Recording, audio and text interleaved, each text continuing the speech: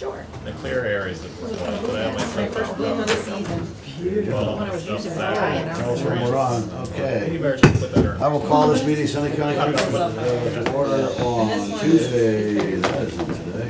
What is today? Yeah, yeah, The it's ninth. May 9th. May 9th. Oh, I'm sorry, yes, I was looking at, well, Tuesday, May 9th. Please join me in the pledge. I pledge allegiance To the flag of the United States of America and to the republic for which it stands, one nation under God, indivisible, with liberty and justice for all. Commissioner Stacy, please. Join me for a brief prayer. Lord, thank you for this beautiful spring day. We thank you for the recent moisture, and we hope for now for your blessing of days ahead to plant the crop that can be produced here in Seneca County to help feed the world. Be with us as we guide us through the decisions that we make on behalf of the citizens of Seneca County. In your name we pray. Amen. Amen. Okay, roll call. Commissioner Kirschner, Here. Commissioner Thomas, Commissioner Stacy. Here. Okay. So I will accept the motion to approve a digital audio video recording of the previous board meeting of Tuesday, May 2nd, and the written index of that meeting. I will move. I will second. In favor, say aye. Aye. Opposed, same sign. Okay. None. Here we go. Any adjustments to the agenda today? None? No? Okay. So the first thing that we have scheduled is Mr. Arnold, is that right? Yes, it is. Okay. Dale Arnold, the Ohio Farm Bureau. Mr. Kirschner, Ms. Stacy, thank you very much. My name is Dale Arnold. I'm Director of Energy, Utility, and Local Government Policy at the Ohio Farm Bureau. And a request of Mr. Thomas, I was asked basically to come up here and do a briefing, and so also answer any questions you have with regard to energy development as you're seeing in Seneca County. And so, at your discretion, I also have probably a 20-minute presentation that I can show you that will answer a number of questions and then answer any question basically you have. And so, if that's okay, I can proceed basically with the presentation and go from basically from there. That work? Is that fine with you? Yeah, whatever time it takes.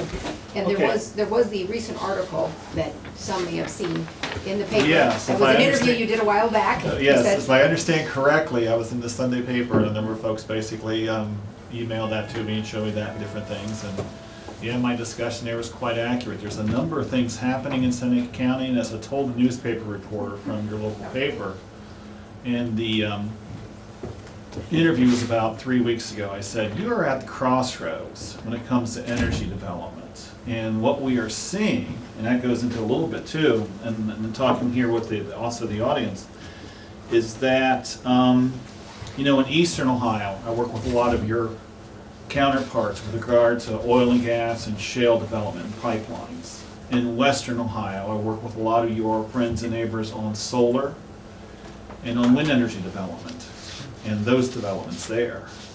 Here in North Central Ohio, in Seneca County, you are seeing both at the same time. And over the last several years, and especially over the last year, I've helped a lot of your constituents, a lot of your friends and neighbors, a lot of farmers take a look at leases, easements, agreements on everything from pipelines, which you're seeing here, transmission line capacity with your local electrical utilities. You also have folks who are taking a look at solar leasing, large megawatt scale solar leasing, as well as folks investing in solar on their homes to help basically control the energy costs on their side of the meter. You're looking at advanced metering infrastructure. You are seeing pipeline development.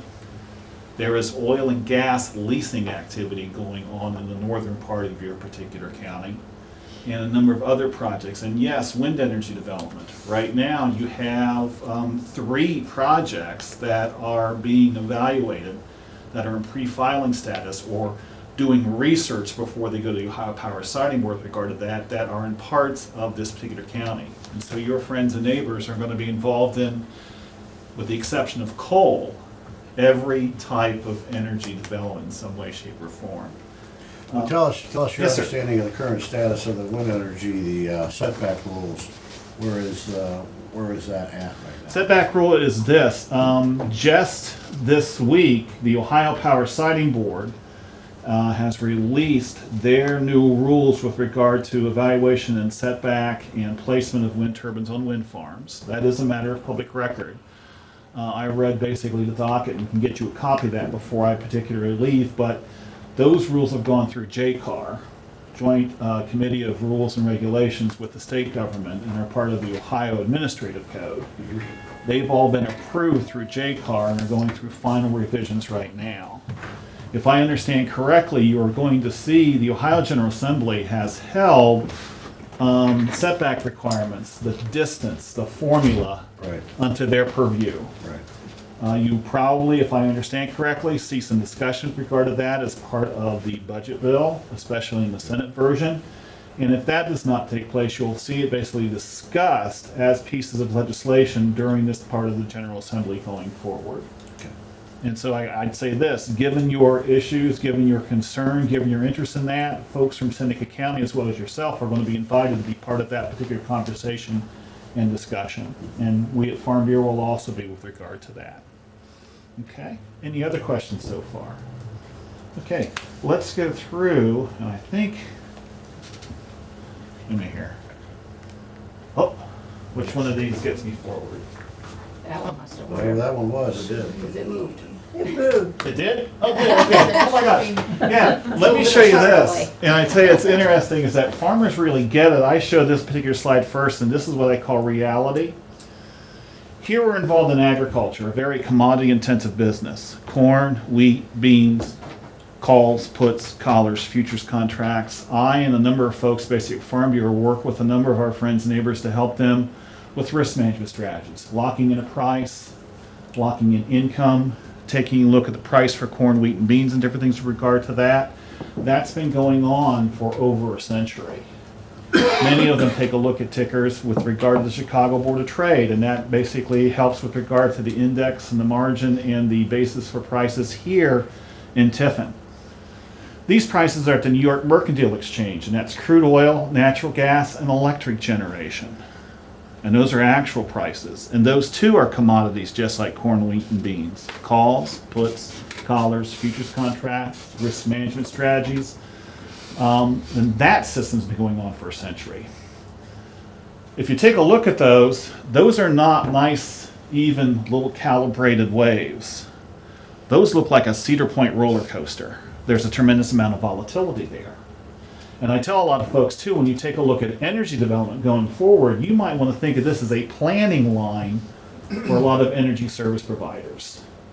It's not going to be soft and smooth. It's going to be volatile, ups and downs, which also means this, because people ask me this, is that this is their planning horizon. And yes, there are times when your friends and neighbors are going to be impacted and people are going to say, you need to sign this contract now. You need to take a look at this project now. We need to move on this project and we need to make decisions today. And then next week, you don't see them and you say, where did they go? And then you come back again several months later and start to proceed again. That gives you some idea with regard to the volatility and different things and the markets in place.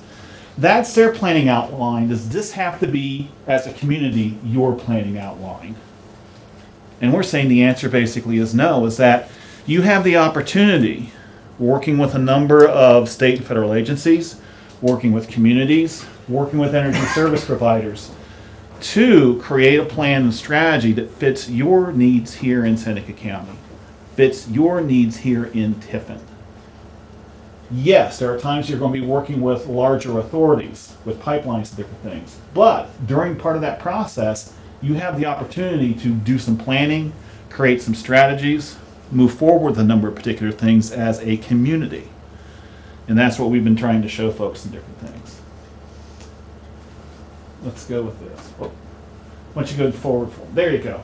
I want you to also think about this. Energy is changing considerably. In the 20th century, generation, transmission, local distribution. Very vertically integrated, very centralized. One or two authorities, one or two service providers, one or two basically focuses on energy, usually coal and nuclear. In the 21st century, things are much different. You're becoming much more diversified. Generation, transmission, distribution. You're seeing a number of particular things, a number of technologies coming into play. That's a diversified energy portfolio, a teamwork approach utilizing several different fuel sources all at one time. Is oil and gas going to do it all by itself? The answer is no. Is coal? No. Is wind and solar? No. But when you take a look at the technologies, when you take a look at their strengths, when you take a look at their challenges and different things, when you take a look at being able to use them in a team-like approach to help us with regard to fuel and electric generation, when you work it that way, that's the strategy going forward. No reliance on one or two types of technology, but several. And yes, from the story I've talked about too, is that you're seeing this, is that giving, and you're seeing this in Mr. Trump's administration, and I think this is this, from taking a look at his policy, you're looking at what's called a level playing field, is that you want to make sure each technology is brought to the table. Each technology has a number of particular ways or strategies to serve particular needs, and those who do well with regard to competition get to stay. Creating that level playing field is going to be huge, and that's another reason why here at the Crossroads, you're going to be seeing a lot of folks with regard to working on creating that level playing field. And like you're saying, we're moving from a very centralized to a very decentralized electric generation, transmission, and distribution system. You're going to be taking a look at a number of technologies. You're going to be taking a look at large megawatt scale generation in some way, shape, or form. The number of your friends and neighbors who are investing in on-site solar on their side of the meter is huge. Several thousand in Ohio right now, and that grew by another 88 yesterday with permits and different things going in. Being able to put those into the system with advanced metering infrastructure. There are a number of plans, a number of decisions, a number of opportunities for discussions. And I say this, congratulations, welcome aboard. I'm glad you're here because you're going to find this out. In the 20th century, we allowed large commissions and authorities to make decisions. In the 21st century, what you're seeing is that there's a number of decisions that are going to be made in a room this size by local leaders such as yourself, people in the community stakeholders, and others. And what you decide here in Seneca County, if it works, that's great. But what you decide here is different than what they're deciding over in Belmont County, or up in Lucas County, or down in Hamilton County. That's fine, because you're going to be taking a look at a number of resources, a number of attributes, a number of tools to help create that particular strategy. I call it basically taking a look at an energy toolbox. Let's keep going on here. What are some things that are going to be in that energy toolbox? What are some technologies that you are going to be taking a look at, basically, with regard to ensuring that the lights stay on and that everyone here in this community has access to cost-effective supplies of energy going forward? Things you're going to be making decisions on. Could you be taking a look at wind? You're taking a look here, and I would also say this. This is a battery backup array. Which means this, that wind project in West Virginia is not generating electricity to go directly onto the service grid. They're going to a battery backup station. And when power is needed, those batteries feed it into the system in base load generation capacity, just like a coal-fired generation facility. They're going base load. They're able to serve this 724-365 plus the technology. Solar, Bowling Green, Minster, a number of particulars. As a matter of fact, right now, before the Ohio Power Siting Board, there are 3 large megawatt scale plants that are going to be basically feeding electricity into the service grid, just like other types of power generation stations. The closest one to you is in Ada, Ohio. It's being evaluated right now. There's another one in Benton County and another one in Brown County. Will that technology come here? Yes, it will, because they're negotiating and evaluating those right now. Will you have the opportunity to work with the Ohio Power Siting Board and local government leaders with regard to that? The answer is yes. Pipelines, You're seeing that right now. Interstate, intrastate, local utility service lines, all those things basically come into play. Transmission line capacity, you've had 3 large major transmission projects go through this county already. When you take a look at that service grid, transmission and local distribution systems owned by your cooperative, as well as American Electric Power, those were all designed and installed when Warren G. Harding was president. Our need for electricity has changed considerably, especially with the advent of all this electronic gear that we have and technology. That whole system needs to be refitted to fulfill those particular needs. How is it going to be done, and what's going to be the cost, and what decisions are going to be made? We need to be part of that particular project or part of that. Biomass, Schmack Biotechnology, the number of small towns and villages, especially with their own septic or sewer system, that have that material basically as a fuel, are looking at that basically to help them meet a number of environmental objectives. And so you're going to be seeing that. And yeah, oil and gas, you are going to be seeing it here. Is it going to be shale energy development? No, it's not. But also remember this. The Center for Oil and Gas Development in the world, the Saudi Arabia of the world, at this time in the last century was Ohio. Over 250,000 wells basically were drilled. Many of them drilled here. It's not necessarily the shale or the shale energy development, but you basically have the Knox, the Oriskany, the Rose Run, the Clinton, the Berea, the Big Engine, the Little Engine, geologic strata in this county that where they got oil and gas out of it during the last century. Given the technology available, they only got about 40% of it out of the ground. They are coming back to get the rest of it using horizontal drilling technology. Now, don't get me wrong, one of those particular units replaces 32 traditional vertical drilling units in an oil and gas field. However, there's a lot of questions that need to be answered when you talk about road use maintenance agreements, hauling equipment down the road, environmental safety. All those things come into play. Do we need to be involved in those conversations and discussions? And the answer basically is yes. Are they done at the local level? You bet. A number of things are happening there. Okay? Ag bioresource development, we've already talked about that. We have farmers basically, I tell you, you might want to think about this. We have farmers in northeastern Ohio, in Ashtabula Lake, Geauga, and Trumbull County. That has become the biomass capital of the eastern United States, where they are growing miscanthus and other types of materials which are being used as a seed fuel for biomass development. Is that something that can be done here? Is that something farmers might want to take a look at? Do they want to form a cooperative with regard to that like they've done in that part of Ohio? Those discussions can go on.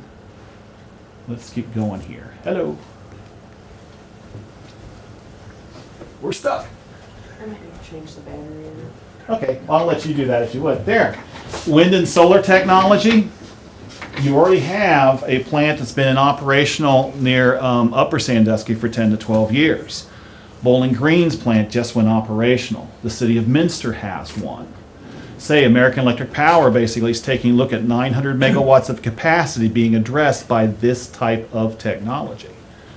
You are seeing it here. There are developers here in the area already working with farmers, taking a look at studies, taking a look at leasing agreements. Battery backup systems, all those things come into play. Will you be involved in those discussions? Yes. Land use planning, utilization basically of technology, tax benefits, benefits to the community in some way, shape, or form are all part of that particular process. There you go, I got it. Did you? Okay. Yep, just needed the batteries. I'll let you. Okay, there we go. Oh. You're also going to see this. Transmission upgrades. You've had 3 of them here in the county so far, and you're going to be seeing a number of others. Local distribution services called advanced metering infrastructure. What's happening, if you take a look at that meter is not an analog meter. As a matter of fact, there's 250,000 customers in northeastern Franklin County and parts of Delaware and parts of Licking that are farms. And I sit on the AEP's Demand Side Management Board with regard to this particular program. And this has been years in the making, that no longer have an analog meter on the side of their house. They have a digital two-way communication device. They can actually buy electricity on time. They know what the price of it is every 15 minutes. They're being asked to take a look at appliances for their homes, refrigerators, can openers, and others that have VG chips, that have basically the ability to speak to a laptop computer on your kitchen counter and basically manage the load and manage basically the cost of electricity for the house. Self-healing systems. When the Derecho went through Ohio about 3 or 4 years ago, the big windstorm, my brother-in-law lives in that part of Columbus. He was out of electricity for 15 minutes. Why? Because that system is a self-healing system. It could sense where the trees were down, where the wires were down, and rerouted the entire system within 20 minutes to ensure basic electricity got to the maximum number of customers so repairs could be made. I live in Newark, 20 miles east of there. I'm on the old system. It was 3 days. My daughter, it was a week. Gives you some idea what's happening with regard to that. But also too is this, people are being asked to take a look at and invest in some battery backup systems in their backyard. When there's a power failure, you have 48-hour supply of electricity. How do people in Eastern Columbus feel about that? They hate it. Why? Well, the average age of a person basically in Eastern Columbus is 54 years old. I'm 57. And I'm going to tell you this, I don't know how to program the box on my cable TV yet. I leave that to my son. And you guys are all smiling, don't you? I have a 6-year-old grandson who has his own laptop and his own iPad. When I need something done, I give him a candy bar and say, could you do this for Grandpa? But you understand where that's coming from. Our kids know the technology. It's become commonplace with regard to them. Education and outreach is going to be important. If you're going to understand, appreciate, and apply the technology, decisions have to be made with regard to that. Again, we've talked about oil and gas, and I would say this. It might not be the shale gas that you're seeing, the Utica and the Point Pleasant and what you're seeing there. This type of technology can be used anywhere oil and gas exploration has happened over the last century. You are going to see it here. That's an industrial site. That's 10 acres in size. Yes, there's a number of protections. Yes, there's a number of rules and regulations. Yes, there's a number of things, and it's regulated just like a factory in town. However, the need for pressing questions, the need for negotiations, the need basically to take a look at community impact, all those things come into play. Accommodating those particular technologies is huge. And I would also say this, you're going to find this out, is that rules and regulations are no longer black and white. They're going to be gray. Case in point, in Belmont County, in the afternoon, you have a school bus on top of the ridge, and you have an oil truck on the bottom. You have a one-lane township road. Who has right-of-way? It doesn't say what's in the rules. You have folks who get together in a room this size on a monthly basis to talk about issues, needs, and concerns. Community stakeholders, local government, township trustees, county commissioners, the county engineer, people who live in the community, Farm Bureau. Look, we have a problem, an issue, need, concern. We got kids in school buses, certain times of the day. You got truck traffic going to certain sites. Who has right-of-way? Well, let's do this. Between 6 and 10 o'clock in the morning, and between 2 o'clock and 4 o'clock in the afternoon, when those school buses basically are loaded with kids, they always have right-of-way, period. And that's the agreement that was struck there. Is that what they're doing basically in other counties? Maybe, maybe not. But there are going to be times when you are going to have to, because there's no black and white rule or regulation, this is gray, you're going to have to make decisions on the fly, basically with regard to how the community needs to work. You're going to be working with a lot of different types of jurisdiction. With pipelines and transmission line capacity alone, depending on the type of pipeline, Interstate, like ET Rover or Nexus, Federal Energy Regulatory Commission or FERC. Intrastate, the Public Utilities Commission, Ohio Power Siting Board. Intrastate liquids, like the ET Rover, not ET Rover, but the Kinder Morgan Utopia project. Under Ohio law, your township trustees have jurisdiction over natural gas liquids lines. Technology is moving at the speed of light. Before the advent of shale oil and gas development, a natural gas liquids line was measured in number of feet. They didn't go very far. Now, because of the different natural gas liquids that you have there that can be stripped out because technology allows you to do so, condense them and ship them, those lines go across several states. Technology moves at the speed of light. Regulation moves basically at a much slower pace. Having those discussions going forward, working with those folks, taking a look at jurisdiction, education, training, local needs, concerns have to be taken a look at. Utility service lines, the Public Utilities Commission, collection lines on oil and gas wells, OD&R. There's a plethora of different types of jurisdiction there. Now, granted, I'm going to tell you this. Needing to know those jurisdictions is huge because in each one of those there is a need and a responsibility for local citizens and communities to be involved in the discussion and in the process. And I want you to think about this. These commissions, these permits going forward for this type of infrastructure, I want you to think of them as a court case.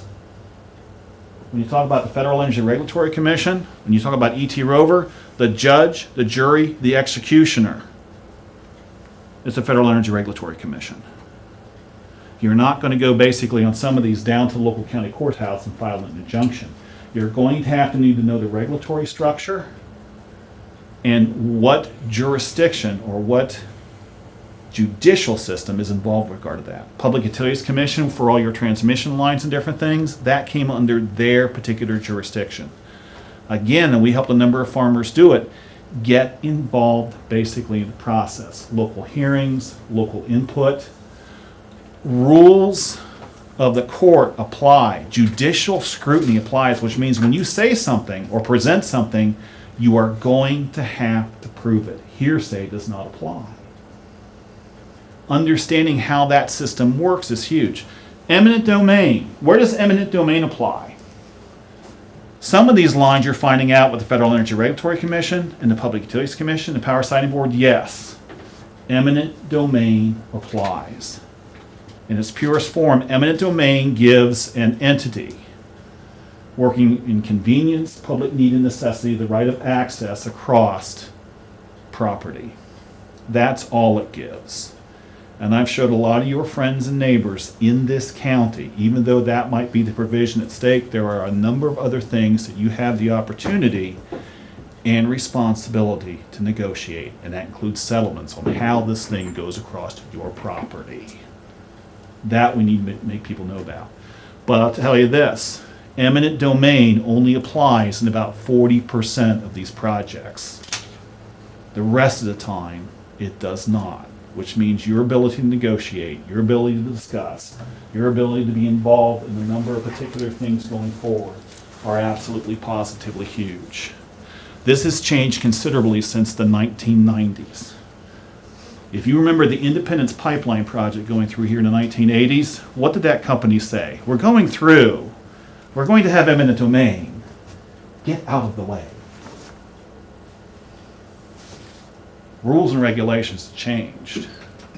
I'm not saying it's perfect, but they're also saying this. If you want to have that particular right of eminent domain, there are a number of things environmentally, aesthetically, social, economically, and community-wise you are going to have to do first. And once you settle those, we'll talk about it. Now, do we all understand and appreciate those particular rules as citizens? The answer is no. And are the pipeline companies and the other energy service providers under that jurisdiction going to tell you that? No. We're going to have to find that out for ourselves, which means and welcome to my world. A tremendous amount of education, outreach, working with community leaders, working with local government, understanding your rights and your responsibilities is going to be huge. There are places in there too where we've done a tremendous amount of work. As a matter of fact, I referred a number of farmers here. When you're having any type of this infrastructure going across your property, have written into your lease and your easement ODA's Division of Stormwater Conservation pipeline standard and construction specifications. It has the planning steps, the construction specs, the long-term monitoring remediation program going forward. There are sources there, and I help a lot of your friends and neighbors. Dale, we're talking about having this project go across my property.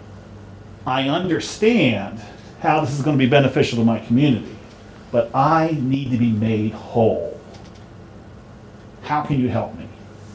That's what we're talking about with regard to that. I tell you this, for a lot of your friends and neighbors here who are faced with infrastructure going across their farm, the first person they basically talk to is their minister. Because they say this, I understand and appreciate what the benefit will be to the community, but I have a problem because it's going across my property. The next person they talk to is me, and yes, I get them involved with very good legal counsel, help them negotiate. I get them involved with the community. I get them involved with other folks with regard to those discussions and different things. Those have to go on. You have the right to take a look at a number of things. I'll tell you this. I've helped communities. When you have, case in point, this always comes as, we're going to have a compression station or a substation or some piece of infrastructure in the community. I don't like the way it looks. What can I do about that? You'll be surprised what you can do as a local government in addressing and negotiating stipulations, agreements on letting projects go forward. I've worked with towns, villages, townships, county government, helping them basically take a look at, as you're sitting with this company and they're coming through, remember, yes, they're going to be paying a lot of taxes. We all do that. But there are some things in this community that go beyond basically the tax structure. Social service needs, needs for parks, needs basically for aesthetics, needs basically for adaptation to the local community. Are you allowed to negotiate those two? And the answer basically is yes. And I can do a whole program on that, but I want you to think about that. Creating policy, agreements, leases, and easements need to be more home and community friendly. We're showing people to do that. Local benefits, taking a look at the school, the community, and projects long term. I want you to think about this. The immediate now time frame for an energy service company, I got to get this done now, is a 30-year time block. That's how they think. Consequently, we need to see basically the same way. When I talk to a farmer who's faced basically with a decision, I say what you need to do is this. You need to get your children, and if your grandchildren can understand the reality of the situation, get them around the table and talk about how is this going to impact our farming operation, our community long term, and what do we need to do to address that, and who do we need to work with to get things done. Those discussions are going forward. I guess I'm saying this, and I'll challenge you this. If you need some help, I've already done this, and I've worked with a number of different county governments and local community groups where, again, congratulations, welcome aboard. I'm glad you're here because you're going to be involved in energy development projects going forward. What you learn right now working with E.T. Rover or American Electric Power on their transmission lines, what you learn working with one type of energy development project is going to serve you extremely well because you're going to be able to use that experience with several others. And as I said before, within the next 10 to 12 years in Seneca County, pipelines, transmission line capacity, electric infrastructure, wind, solar, on-site generation, interconnection, all those things will come into play. And being able to discuss those, being able to plan long-term, being able to be prepared to address a number of needs is going to be huge. I thank you very much for your time. Again, I say this is my contact information for anyone in the room, and if you would like to have us come back and go into more detail, as a matter of fact, I'll tell you this, when wind energy development was big here several years ago, I did 9 to 12 different meetings in Seneca County. There's nothing that says I can only come back once. And we do a lot of work with folks. Any questions? The ones I had you answered, so that was. Okay, the I best thought that would The best help. advice for the, Yes, the property owners, like you said, they need to it is. think about It's- them, they need to start reaching out before they don't immediately sign anything. Well, that's just correct too. I tell you, I think a lot of our folks are kind of frozen because I see it this way, is that, you know, Dale, and this is the guy telling me this, when this happened back in Grandpa's time, he was told to get out of the way. And he did. Whenever they hear the word eminent domain, people freeze. Because of that, we have a collective consciousness with regard to that. But what people don't realize, over the last several decades, a lot of things have changed. Eminent domain might apply to some of these projects, but a lot of them they don't. And even if it does, the amount of things they are able to negotiate with regard to effective settlements is huge. And helping them do that is huge. One thing is interesting too is this. There's no such thing as a group agreement. When ET Rover goes across here, or you saw the transmission lines from American Electric Power, each individual landowner has a separate agreement. There is no such thing as a group agreement, but we also need to tell landowners this. Your need and use of your property is as unique as a fingerprint, and you have the right and the responsibility to negotiate an easement or a lease that reflects that. We've had several people here in Tiffin do that extremely well, but we've also had a lot of folks, boy, I wish I would have talked to someone like you 6 months ago. Getting the word out, letting people know what's going on. Like you say, you're at the beginning of a process. You're at the beginning of things with regard to energy development, not the end. We still have the ability to learn, to adapt, and help people along. But I thank you for your time. Thank you very much. Question. Yes, yes, sir. I understand there's a bill in the Ohio House right now that would severely limit the number of wind turbines allowed. How do you see that affecting all this? Yeah, we talked about that. Yeah, there's not a bill in the Ohio House at this time. However, wind turbine setbacks, that is being considered again. The Ohio Power Siting Board has authority for approving, placing, doing the entire plan for a wind farm. And those rules basically were propagated and reviewed again through JCAR review this week. And I can get you the information. Before I leave, I'll get you the card. The one thing that the Ohio General Assembly has left to themselves is the setback formula. It has changed 4 times in the last 4 years. There is a considerable amount of concern saying, you know, we need to visit this particular issue. Take a look at science, have all people with concerns around the table and discuss and come out basically with a conclusion that we can all live with. Thank you, I'm sorry. No, that's all right, no. Because I tell you this, what people don't realize is this, when it comes to energy development, if I'm a large enough energy user, a utility, a large industrial complex here in town, Amazon, the Ohio State University, I can negotiate and purchase my own electricity. When you talk about the 3 wind farms that are operational near Paulding and Van Wert County, Blue Creek 1, the entire electric load for the next 25 years has been bought by the Ohio State University.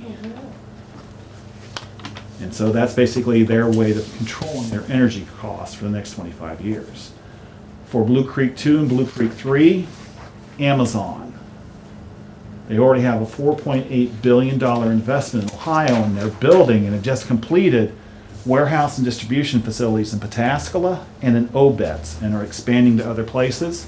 They have a policy of buying their own electric generation. I think one of the reasons it came to Ohio is that we have several shovel-ready projects that they can buy their own power and manage their electric load. Are other technologies or other communities doing that? Yes. Take a look at Bowling Green. They have wind and solar. That's a municipal electric company. They're managing their electric costs. Minster the same way. Why are all of our friends and neighbors investing on on-site wind and on-site solar here in Seneca and other counties?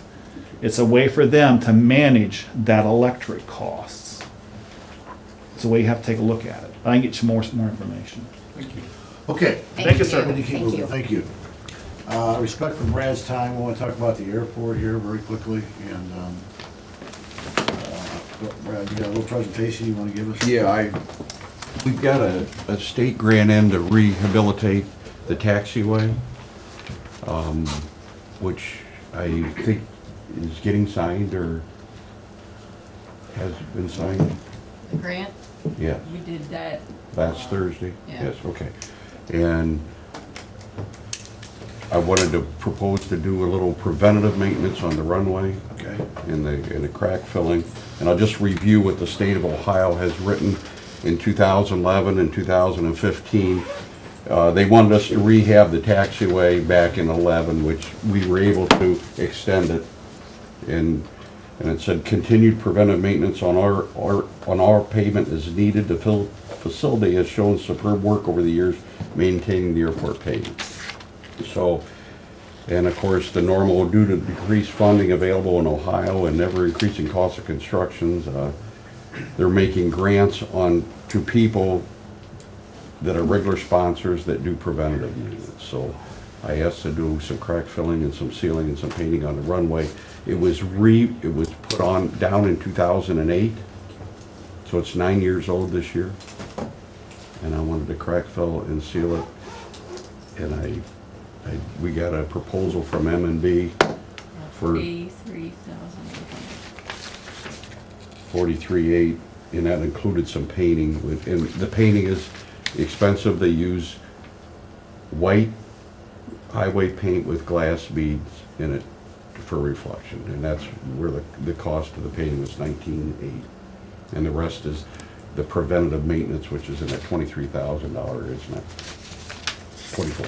So we have that as a proposal that we need to consider. Yeah, that's the one I brought up last week, and I think Shane wanted just to kind of see a drawing or a picture so he could visually see, but Shane's not here today. I think he was asking for Okay. something visually so he knows exactly Here's what what you we're were talking discussing. about. And that's different than this grant application. That's a different, second- right. yeah. Let me That's point different out the project. two areas.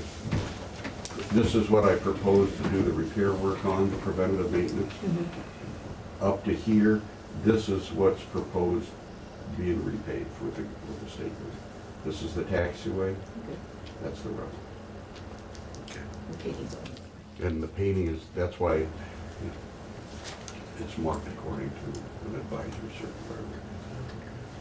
You can leave that for. Sure, sure. So basically, this is the state grant. This is what I wanted to do locally. And I just want to bring,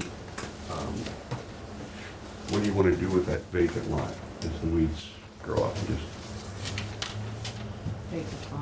The one that's gonna be created by the house being torn down, you mean? well, it's moved. Right. And I just, They're gonna. I just don't want you to get any complaints from surrounding, I mean, you know what'll happen if I let it go. Oh, what do you mean, you wanna seed it, or you wanna, we're just gonna keep it in grass, I assume? Right, but there's trees to take down, and now, it was all dirt, and now I'm just gonna get weeds, and I don't want them to I don't want to offend a surrounding property. Right. The rest of it's, Because we're gonna wait on the and grant that could be extension, right? 2018. I And believe. that's for the trees part, Yeah. right? And taking the road out and leveling that all and reseeding it. I asked to do that before, and they decided to throw it in the grant, which is fine, Can you however you would handle the weeds otherwise on airport property? I mean, some way of spraying it or? yeah, I can do that. I just don't want you to get any property. Yeah, I haven't been out there lately, obviously, but, it needs some attention. It will. After the recent rains and some Yeah. sunshine, it's going to, the weeds It are gonna will. come quick. It will, and there'll be, Are there still piles of dirt there? over on where we mow, Okay. but, Do we need to level that out? well, I was trying to wait to the road, because the road's Gonna low, use some and of it. bring that over to Yeah. the road, and Okay. I just wanted you to be aware that if we should do something. Should we, I mean, we need to ask, you've typically have done most of that maintenance, but do you want our guys to look at, see if they've got a thought on just keeping it under control? I can ask. We can ask them to look at it. They might have- Get them out there and take a look. Just take, we can discuss it. We can. Okay. I just don't want a complaint to come up that we didn't, Right. that we don't know of, because it's easy enough to get them, so I just, Right.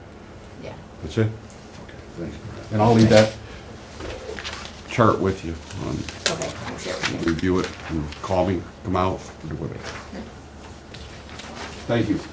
Bid openings, I know these gentlemen are here waiting for that, let's get that handled. Sign-in sheet.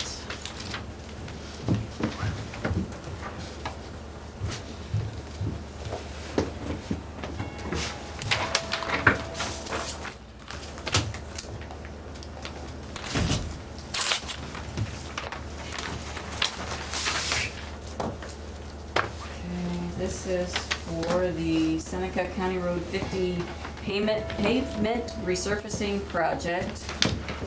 The engineer's estimate on this project is $413,179. My first bid is from Erie Blacktop in Sandusky. Their total bid amount is $400,892.65, 400,892.65.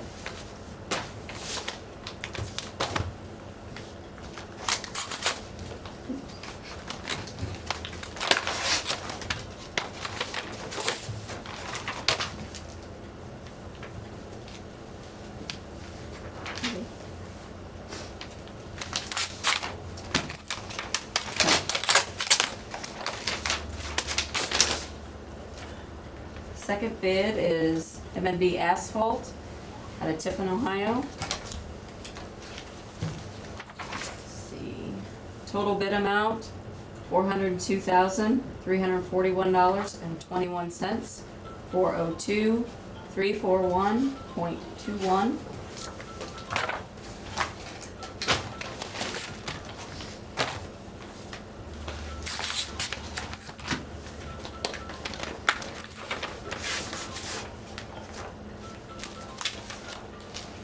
Third bid is for Gherkin Paving out of Napoleon, Ohio.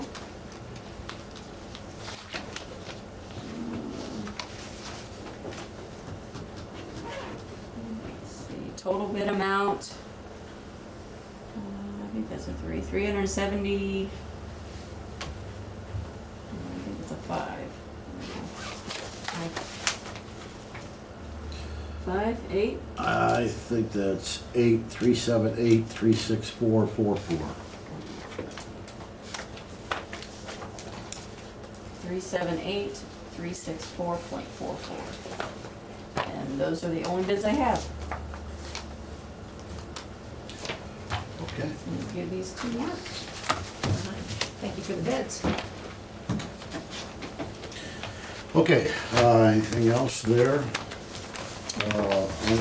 Any other old business? You wanna mention, Thursday's meeting? Yeah. Shane had asked to, possibly reschedule ODOT since our engineer is not available on Thursday. So Okay. I think Nikki put in a call to ODOT to see if they could reschedule. Currently, that's the only thing on our agenda for Thursday. Okay, given that fact, we will postpone Thursday's meeting. We will next meet for a work session at 9 a.m. on the 16th. Okay, any other old business? New business opiate task force, there is a House bill pending, House Bill 49. Commissioner Stacy and I believe Commissioner Thomas has reviewed this. But part of that bill, it's not passed, but part of it is a $25,000 allocation to every county for a quote-unquote community hub that would organize people wanting to get involved in fighting the drug epidemic. Since Seneca County already has an opiate task force, it includes judges, sheriff's department, Tiffin PD, Fostoria PD, Department of Jobs and Family Services, Health Department, Mental Health Board, and faith-based groups. I am recommending that we designate our opiate task force as that community hub. And I'd like to send them a letter of support regarding that, if we can agree to that. Yes, is that a motion? Sure, it's a motion. I'll second. And I agree.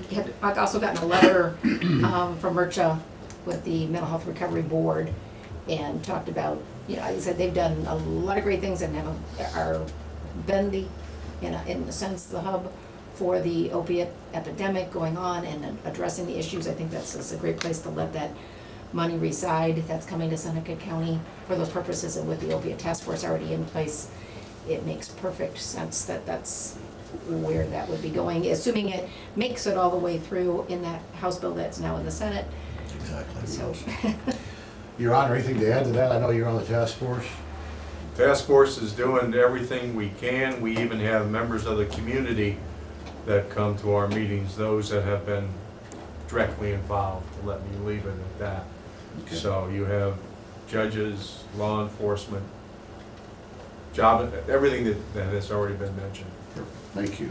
We work hard, I think. Any other discussion? Roll call, please. Commissioner Kirschner? Yes. Commissioner Thomas? Commissioner Stacy? yes. Okay, what do we have? Let's see, I have resolution authorizing a fund advance repayment from the CBCF fund. This is repaying $73,093. That's the crossway improvements to their building. I have a supplement to the permanent appropriation to the Ohio EPA Mosquito Control Grant Program Fund, putting total of $49,894. I have a resolution authorizing Mike Kirschner as president of the board, Seneca County Commissioners, to sign the CCAO 2018 retroactive rating plan agreement. I have a resolution setting time, date, and place to receive sealed bids for Seneca County 2017 chip seal project. This is set for Tuesday, May 30th at 10:15 a.m. here in our office. I have a resolution authorizing the revised FY17 Airport Improvement Program reapplication to acquire land parcel E2 0.141 acres. The Newman parcel E3 1 acre, Olson F4 4.4097 acres, Newman. Parcel G, yeah, I'm guessing these are all legal parcel numbers. Yep.